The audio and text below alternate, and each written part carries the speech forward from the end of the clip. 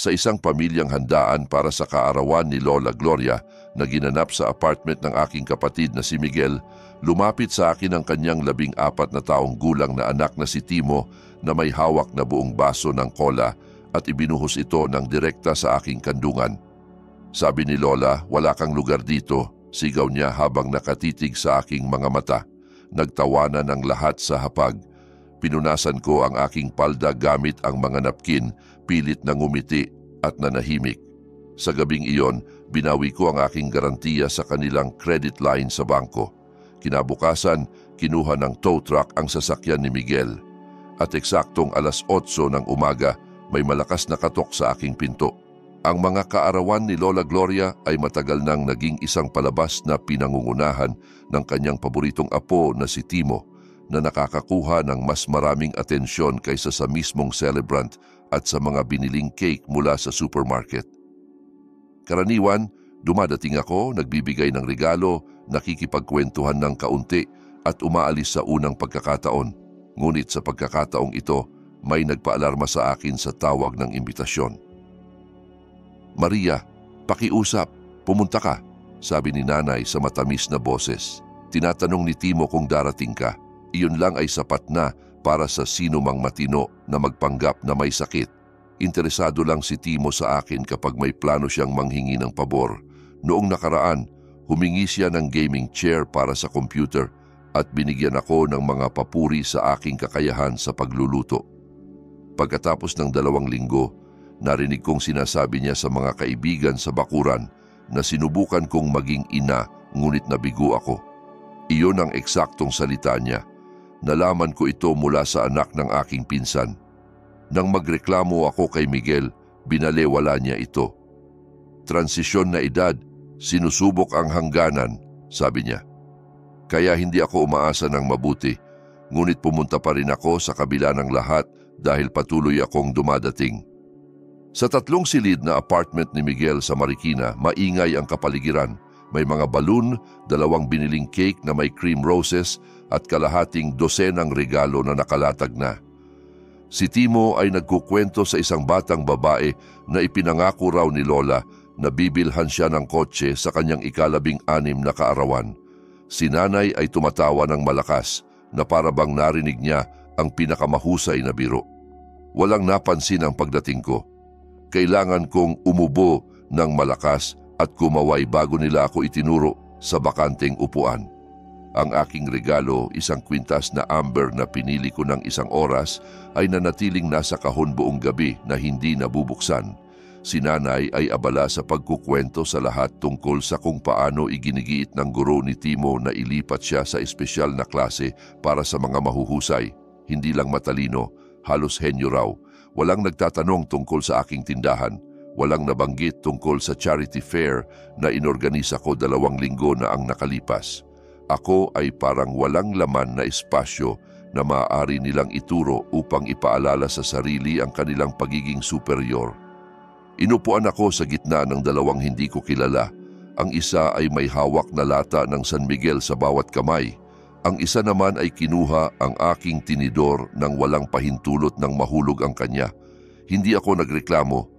Hinayaan ko na lang. Hinayaan ko ang maraming bagay sa loob ng maraming taon hanggang sa nangyari ang isang bagay na nagbago ng lahat. Tumayo si Timo mula sa hapag na may hawak na buong baso ng cola. Lumapit sa akin na parang may pupuntahan lang, tumingin ng direkta sa aking mga mata. Sabi ni Lola, "Wala kang lugar dito." At ibinuhos ang soda sa aking kandungan. Ang malamig at matamis na likido ay kumalat sa aking palda. Ang aking mga binti ay agad na naging malagkit mula sa asukal. Nakaupo ako sa gitna ng basang iyon habang sila ay nagtawanan. Ang buong hapag, si nanay ay lumingon sa kanyang kaibigan at nagkomento ng isang bagay tulad ng, si Timo ay nagsasabi lang ng iniisip niya. Si Miguel ay pumalakpak pa. Pinunasan ko ang aking kandungan gamit ang mga napkin at lalong lumakas ang kanilang tawa. Ngumiti ako ng mahinahon. Walang reaksyon, walang drama. Nakaupo ako na parang walang nararamdaman na kahihiyan. Pagkatapos ng lahat ng aking pinagdaanan, pagkatapos ng mga buwan sa ospital, pag-asa at kawalan ng pag-asa, pagkatapos na hawakan ng aking anak na babae na nawawala, Ang batang prank na ito ay tila napakaliit, napakawalang halaga. At iyon ang dahilan kung bakit ito ang huling patak. Dahil kahit alam nila ang aking sakit, patuloy nilang nakikita ako bilang target ng pangungutya. Ngunit sa loob ko, may nagbago. Hindi ito sakit, hindi galit. Ito ay malinaw na pag-unawa. Hindi nila ako gustong makita, hindi kailanman.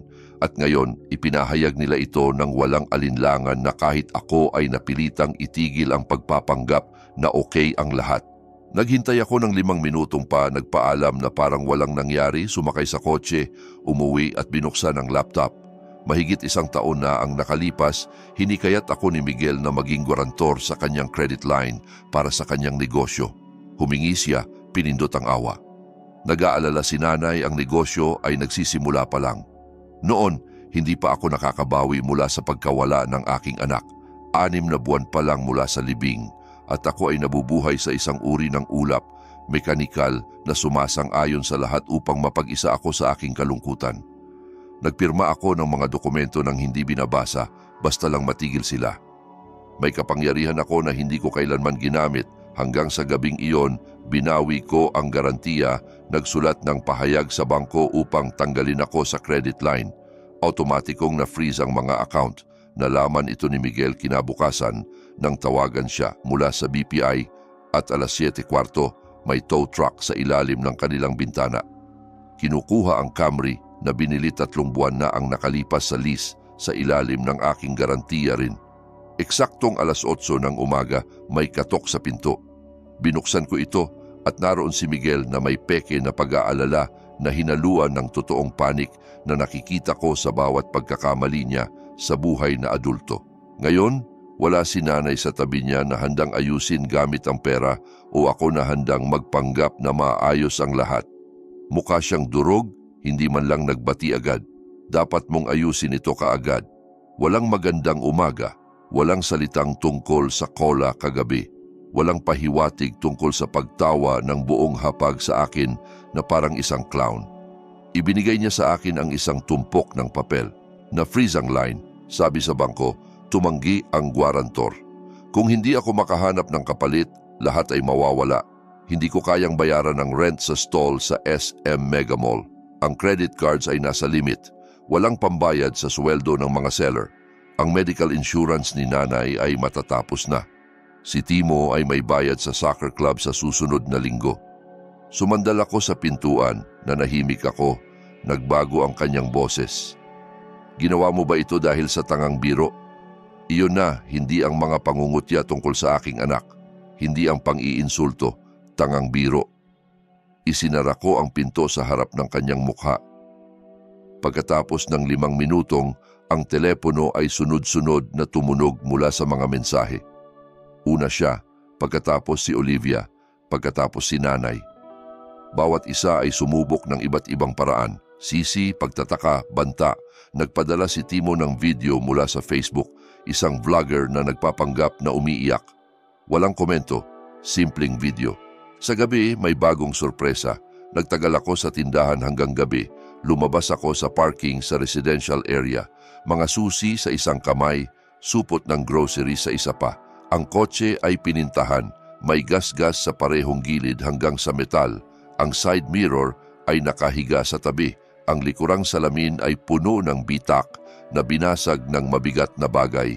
Una, nakatayo lang ako, tinitingnan ang walang laman na parking.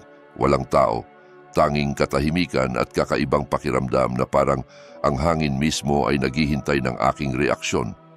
Hindi ko tinawagan si Miguel, hindi si nanay, hindi sumigaw, hindi umiyak, hindi naghisterya.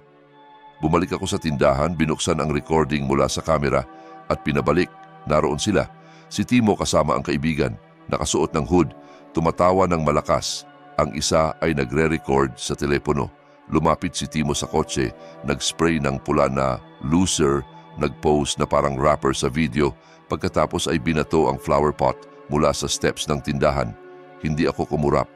Tinawagan ko si Tito Ramon, ang tanging matino sa aming pamilyang puno ng lason. Dumating siya sa loob ng kalahating oras, tahimik na nanood ng recording. Nang matapos, sumandal siya, tawagan ang pulis, walang usapan. Hindi ako ang tumawag, nanatili siya habang nagbibigay ako ng pahayag. Ang pulis ay magalang ngunit masusing. Hindi ito ang unang reklamo laban kay Timo Miguel. Sa paaralan, may mga insidente na pagkasira ng ari-arian, pagpasok sa pribadong lugar. Hanggang ngayon, lahat ay nalulusutan niya, ngunit sa video hindi makakaiwas. Kinabukasan, muling lumitaw si Miguel. Sa pagkakataong ito, tumawag siya, nakatayo sa kabilang kalsada mula sa aking bahay. Naglalakad-lakad sa sidewalk na parang naghihintay na lumabas ako nang may paghingi ng tawad. Nang mapagtanto na hindi siya hihintayin, nagsimulang sumigaw. Hindi ko naunawaan lahat, ngunit may mga salitang narinig, traidor, walang puso, pagsisisihan mo ito. Pagkatapos tumawag si nanay, nag-iwan ng voice message. Hindi ko alam kung ano ang pumasok sa iyo, Maria. Dahil sa pera ginagawa mong ganito ang ingay. Dahil sa batang kalokohan, handa kang sirain ang pamilya. Hindi pa rin nila naiintindihan. Walang isa sa kanila. Hindi ito tungkol sa cola, hindi sa basag na salamin, kahit hindi sa mga credit. Ito ay tungkol sa mga taon ng pakikitungo sa akin na parang mahirap na kamag-anak na pinahihintulutan lang, na hindi mahal kundi tinatanggap, na hindi pinahahalagahan kundi ginagamit. Ito ay unti-unting pagtataboy. Akala nila dahil hindi ako sumasabog, hindi ko napapansin. Akala nila susuko ako. Sa halip, sa unang pagkakataon, pinanood ko kung paano nagkakahati-hati ang kanilang masayang mundo at ako ay nagsisimula pa lang. Ang opisyal na akusasyon ay iniharap pagkatapos ng ilang araw. Pagkasira ng ari-arian sa ilalim ng kaukulang artikulo sa Penal Code. Ang pinsala ay umabot sa kriminal. Dagdag pa ang petty hooliganism at self-help. Dahil wala pang 16 na taon si Timo, isinama ang inspektor ng Juvenile Affairs. Tinawag sina Miguel at Olivia sa opisina. Sa video, walang paraan upang makaiwas. Lahat ay malinaw, mga mukhang masaya, spray can sa kamay at pag-pose para sa kamera.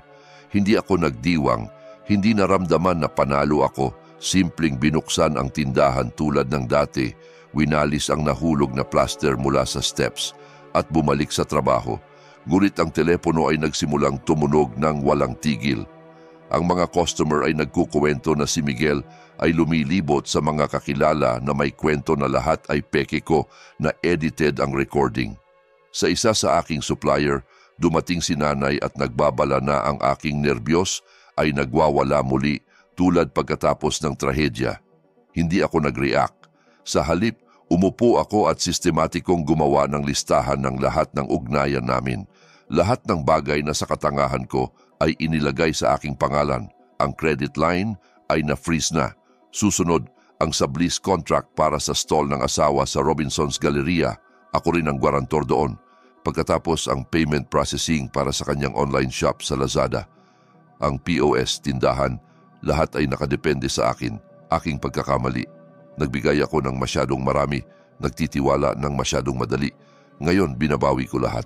Sa katapusan ng linggo, pinutol ko ang lahat ng financial ties, tinapos ang payment contracts, binawi ang mga power of attorney, nagpadala ng pahayag sa BIR upang tanggalin ang aking data mula sa lahat ng dokumento na may kanyang negosyo. Hindi sila makakapag-accept ng kahit isang payment ng walang checks na hindi sila handa. Ang shop ni Olivia sa Lazada ay na-block pagkatapos ng 2 araw. Ang sublease contract ni Miguel ay kinansela. May notice ng termination sa pinto. Tumawag siya buong araw, nag-iwan ng voice messages. Minsan humihingi, minsan nagbabanta. Sa huli, halos umiyak na. Si nanay rin ay tumawag. Nagbago ang tono. Sinisisira mo ang pamilya. Hindi ito gugustuhin ng iyong tatay. Nakakatawa.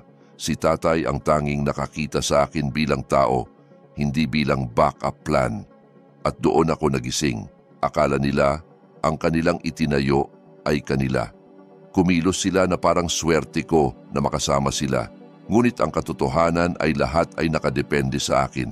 Aking pagsisikap, aking pirma, aking reputasyon, aking panganib. Hindi nila ito pinahahalagahan dahil ang pag-amin ay nangangahulugan ng pag-amin sa aking lakas. At hindi nila gusto ang ideyang hawak ko ang hindi nila makontrol at sila ay nawala sa kontrol. Umuwi ako ng gabi. Ang storefront ay muling nabasag. Hindi na sila nagtatago. Sa sahig, isang bato na may nota na nakatali sa goma. Isang linya, maghihinagpis ka mag-isa. Hindi ako natakot, hindi nagalit. Kinuha ang bato, ikinabit ang note sa dingding sa backroom at muling tinawagan si Tito Ramon. Kinabukasan, dinala niya ang abogado. Ngayon sa buong proseso, kriminal, civil suit, moral damages, lost profits, lahat ng nararapat. Hindi ako nag-away, hindi nagduda dahil hindi na ito tungkol sa kaarawan, hindi sa cola, hindi sa storefronts. Ito ay tungkol sa pagguhit ng linya, makapal at final. Hindi na sila pamilya, simpleng mga tao na may parehong apelyido. Ang hearing para kay Timo ay nakaschedule sa pamamagitan ng juvenile court bilang menor de edad, ngunit ang civil suit ay hindi na lang sa kanya. Pinsala sa tindahan, kotse, sistematikong banta. Sinabi ni Tito Ramon sa abogado na huwag palampasin ang kahit anong detalye. Meron kaming video, note, saksi at mahusay na lawyer. Akala ko tatahimik sila, magpapanik sa likod ng kurtina. Hindi naman. Pagkatapos ng 2 araw, voice message mula sa hindi kilalang numero. Halos i-delete ko, baka spam, ngunit may nagtulak na pakinggan ko. Boses ng bata, nerbiyos. Ako si Ana. Nagtrabaho ako sa stall ng iyong kapatid, iyong na-close. Sabi niya, una, hindi niya naiintindihan ang nangyayari, ngunit nang marinig ang tungkol sa korte, may naalala siya. Ilang linggo na ang nakalipas, narinig niya ang usapan. Sina Miguel at asawa ay nag-uusap tungkol sa pagpapakita na ikaw ay baliw. Noon, hindi niya alam kung sino. Ngayon, naiintindihan na at idinagdag, ang pangalawang storefront ay siya mismo ang nagbasag. Tumawag ako kaagad. Sumagot si Ana. Nerbiyos ang boses. Sawa na akong manahimik. May chat logs ako sa messenger. Screenshots. Hiniling niya na bumili ng pintura pagkatapos mag-report. Ibinigay ko sa kanya ang contact ng abogado. Ipinadala niya lahat. Sa gabing iyon, nag-message ang isa pang babae. Tumulong siya kay Olivia sa online shop. Nakita niya ang mga peke na invoice sa aking pangalan para sa suppliers. Inilagay na parang ako ang co-owner. Ginamit nila ang aking pangalan upang makakuha ng contracts, deferred payments. Isang beses, nag-process pa ng return na parang may depekto. Ipinadala ko lahat kay Tito Ramon kinabukasan. Ang kaso ay mula sa hooliganism ay naging seryosong kriminal, fraud, forgery, illegal use of personal data. Idinagdag ng abogado sa suite sa loob ng ilang oras. Hindi sila handa. Akala ko magigising sila, magsosorry, manahimik. Hindi pa. Gabi na nang marinig ko ang ingay sa ilalim ng bintana. Tiningnan ko ang kamera ng intercom sa app. Sina Miguel, Olivia at nanay ay nakatayo sa harap ng tindahan. Hindi gumagalaw, simpleng nakatitig sa storefront na parang naghihintay ng isang bagay. Pagkatapos kinuha ni Miguel ang telepono, binuksan ang live sa Facebook. Nanood ako ng real time. Tinawag akong parasito. Sabi niya, ginagamit ko ang kamatayan ng aking anak upang makakuha ng awa at pera, na parang sadya kong nawala ang anak upang manipulahin ang mga kamag-anak, na parang ang 6 na buwan sa pediatric oncology, walang tulog na gabi sa tabi ng kama at walang laman na kwarto ng bata ay aking plano. Sabi niya, sinusubukan kong sirain ang pamilya na kailangan ko ng psychiatric help. Si nanay ay nakatayo sa likod niya, nakahalukip-kip, mukhang bato, walang salita, walang pagsaway. Hindi nila alam na nanonood ako mula sa apartment sa itaas ng tindahan. Hindi ako sumabog, hindi lumabas upang mag-away. Tinawagan ko ang siyam isang-isa at ipinadala ang link sa abogado. Na-delete ang stream pagkatapos ng 1 oras, ngunit may nag-record at nag-upload sa local group. Headline, Pamilyang drama sa Marikina, business feud sa live. Kinabukasan, dumagsa ang mga tao sa tindahan, mga hindi kilala, regular customers, mga usisero. Nagtatanong kung okay ako. Ang ilan ay bumibili at nagsasabi, magpakatatag ka. Simpleng nagtrabaho ako habang nasusunog ang likod. Pagkatapos ng 2 araw, iniharap kina Miguel at Olivia ang expanded summons. Fraud, libel, compensation for damages, buong set. Sinubukan ng kanilang abogado na makipag-areglo. Handa ba na ayusin ng pribado kung i-drop ang public trial? Hindi ako sumagot. Hayaan ang aking abogado, hindi pa rin nila naiintindihan. Ito ay hindi paghihigante, hindi vendetta, ito ay survival. At hindi ako ang nagpasindi ng posporo. Ang hearing ay nakaschedule sa Huwebes, alas 9 ng umaga. Nakanood, halos hindi ako natulog. Hindi mula sa nerbiyos kundi mula sa pagnanais na tapusin ito, ipakita ang katotohanan. At umalis, ganap na pinutol sila mula sa aking buhay. Dumating ako ng maaga.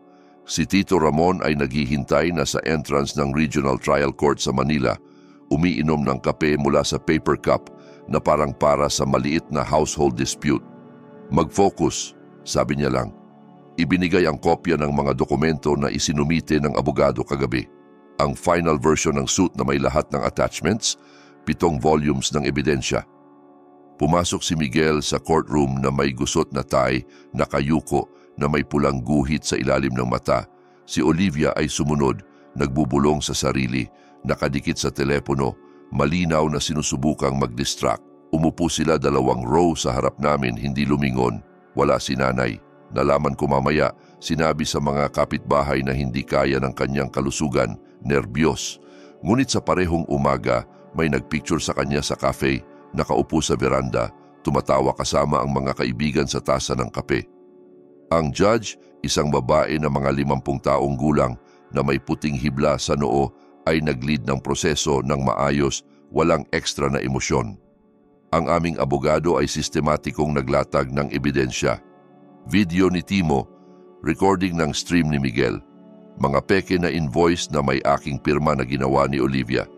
Pagkatapos, ang mga saksi, 3 dating empleyado, 2 supplier, at si Ana na may receipts at screenshots ng chat tungkol sa pagpaplano ni Miguel na basagin ang pangalawang storefront. Sa bawat bagong dokumento, lalong lumubog si Miguel sa upuan. Ang aming abogado ay humiling hindi lang ng bayad sa direktang pinsala, moral damages, lost profits, court costs, buong package. Ang kanilang abogado ay sinubukang gamitin ang family conflict na lumampas sa kontrol. Sobrang demands, dapat ayusin ng pribado. Hindi naniwala ang judge, binasa ang printout ng stream, sinuri ang screenshots at sinabi ang hindi ko makakalimutan. Kung ganito ang paglutas ng personal na issue sa inyong pamilya, natutuwa akong naging public ito. Nanalo kami sa lahat ng punto. Sina Miguel at Olivia ay inutusang magbayad ng 2,800,000 piso. Si Timo ay inatasang mag-community service, mag-consult sa school psychologist at magsulat ng opisyal na apology. Ang liham ay dumating pagkatapos ng 1 linggo sa email. Malinaw na hindi siya ang nagsulat, masyadong maayos. Hindi ako sumagot, ngunit ang nagsimula pagkatapos ng korte ay halos mas masama kaysa sa proseso mismo. Umuwi ako ng gabi. Ang flower bed sa entrance ay giba, ang mailbox ay durog. Sa pinto, nakakalat ang food waste. Walang note, walang pahiwatig kung sino. Hindi ako nagbuntong hininga, nilinis ang basura, nag-install ng karagdagang kamera na may motion sensor, nagsulat ng isa pang pahayag. Ngayon, seryoso ang reaksyon ng pulis. May precedent na nasa file ang materials. Pagkatapos ng ilang araw, nag-message ang aking pinsan, isa sa ilang neutral. Nasa family gathering sa malayong kamag-anak, may nabanggit tungkol sa iyo. Sinabi ni nanay na naging malamig at galit kang babae na ginagamit ang trahedya para sa kita. Sabi ni Miguel, hindi pa tapos. Hindi ako sumagot sa message, nag-screenshot, nag-save. At doon ko naintindihan ng isang bagay na nagbigay ng kapayapaan na hindi ko naranasan sa maraming taon. Sila ay nagkakawatak-watak. Habang lumalakas ako, lalong nawawasak sila. Ang tindahan ay gumagana ng higit pa kaysa dati. Naglunsad ako ng line mula sa local artisans, handmade jewelry, ceramics, natural cosmetics. Nakipag-deal sa regional organic supplier. Nadoble ang sales sa 1 buwan. Nagdagdag ng staff, nag-rent ng extra space para sa warehouse. Maraming trabaho ngunit hindi ito pabigat. Nararamdaman na deserved at siniguro kong malalaman ito ng tamang tao. Hindi lahat. Sino ang tumawag sa kaarawan? Sino ang dumating sa libing ng aking anak nang walang paalala? Sino ang umupo lang sa tabi, hindi sinusubukang aliwin gamit ang mga karaniwang salita? tulad ng para sa ikabubuti o Diyos ay kumukuha ng pinakamahusay. Ang iilang iyon na naiintindihan na minsan, sapat na ang pagiging naroon, hindi nagbibigay ng payo na mag-distract o mag-anak ulit kaagad. Nagkuwento ako tungkol sa expansion, tungkol sa publication sa Business Quarterly, tungkol sa nomination para sa Entrepreneur of the Year mula sa Chamber of Commerce. Parang casual, walang pagyayabang, simpleng facts. Alam ko ipapasa nila ito at alam ko kinakain sila nito dahil sa maraming taon pinipilit nilang isipin na nang walang kanilang approval, suporta, apelido, mawawala ako. Ngayon, sila ang nasa labas. At ang pinakamasakit para sa kanila, okay na ako. Lumipas ang ilang buwan, ang tindahan ay umuunlad, hindi na kailangang lumingon sa likod. Gumagana ang mga kamera, matibay ang mga lock, ngunit ang tensyon, ang pag-iingat na iyon ay nawala. Tahimik na parang nagising ako at natuklasan na ang ingay sa ulo ay tumigil na. Hindi ko narinig mula kay Miguel mula sa korte. In-unfriend ako ni Olivia sa lahat ng social media. Si Timo ay nawala sa internet, marahil naging private ang accounts o isinara. Ang kanilang katahimikan ay mas taktikal kaysa sa pagsisisi. Si Nanay ay hindi na tumawag ni minsan, ngunit ang mga chismis ay dumarating, palagi sa pamamagitan ng iba. Sinabi ng isa pang pinsan, sinubukan ni Miguel na magbukas ng bagong negosyo, ngunit walang gustong maging gwarantor. Nasira ang reputasyon ng hindi malakas ngunit solid. Ang suppliers ay nangangailangan ng prepayment. Ang landlords ay triple deposit, sila ay natigil. Ang pinsalang ginawa nila ay bumalik sa kanila sa mga pangalan, reputasyon, finances. At ang pinakamaganda, hindi ako bumaba sa dumi. Lahat ay ayon sa batas. Bawat dokumento, bawat pahayag, bawat withdrawal ng garantiya ay nasa loob ng aking karapatan. Sila ang naghagis ng dumi. Ako ay nagpasa ng kaso sa judge, ngunit may isang sandali, hindi inaasahan at kakaibang nakakaantig na naglagay ng final na tuldok. Linggo, sarado ang tindahan. Naglilinis kami pagkatapos ng private event, isang women's entrepreneurship fair. Maraming tawa, masarap na pagkain, bagong contacts. Isa sa mga seller girls habang nagwawalis sinabi, "Maria, may isang babae kanina na nakatayo doon, matagal na tinitingnan." Tiningnan ko ang recording mula sa kamera at natigilan sa screen. Si Nanay ay nakatayo doon ng 5 minutong o higit pa. Hindi siya kumakatok, hindi sinusubukang pumasok.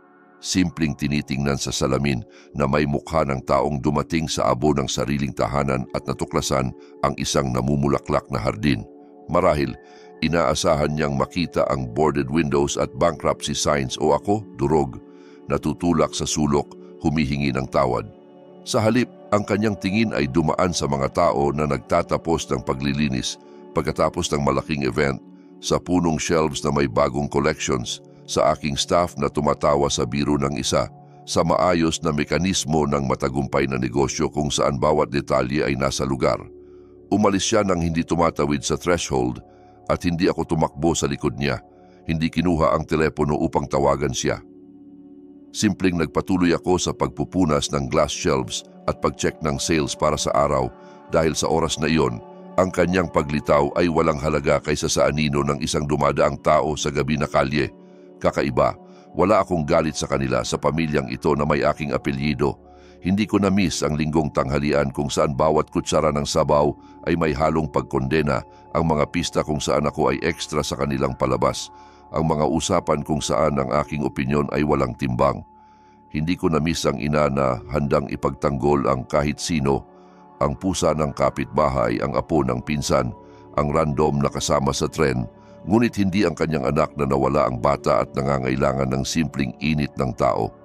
Minsan, kapag ang tindahan ay lumalampas sa isa pang record ng sales o ang local press ay nagsusulat tungkol sa aming charity initiative, nagbabahagi ako ng balita sa ilang pinsan, iyong nanatiling tao. Ginagawa ko ito ng walang saya sa sakit ng iba, simpleng facts. Alam na ipapasa nila ito sa family channels ng mas mabilis kaysa sa anumang telegram. At sa isang lugar doon, sa kanilang bagong rented apartment o sa malayong kamag-anak, maririnig nila ang aking tagumpay at maiintindihan. Ang kanilang sumpa ay naging blessing. Marahil tatawagin ito ng iba na petty revenge. Ngunit mas gusto kong isipin ito bilang natural na gravity. Iyong mga sumubok na lunurin ako ay lumubog mismo at ako ay natutong lumangoy. At ngayon, habang natutulog sa aking apartment sa itaas ng tindahan, nakikinig sa katahimikan na hindi nalason ng peke ng ngiti, alam ko ng sigurado, ang pinakamahusay na paghihiganti ay hindi paghihiganti. Ito ay buhay na nabubuhay ng buo sa kabila ng kanilang hula.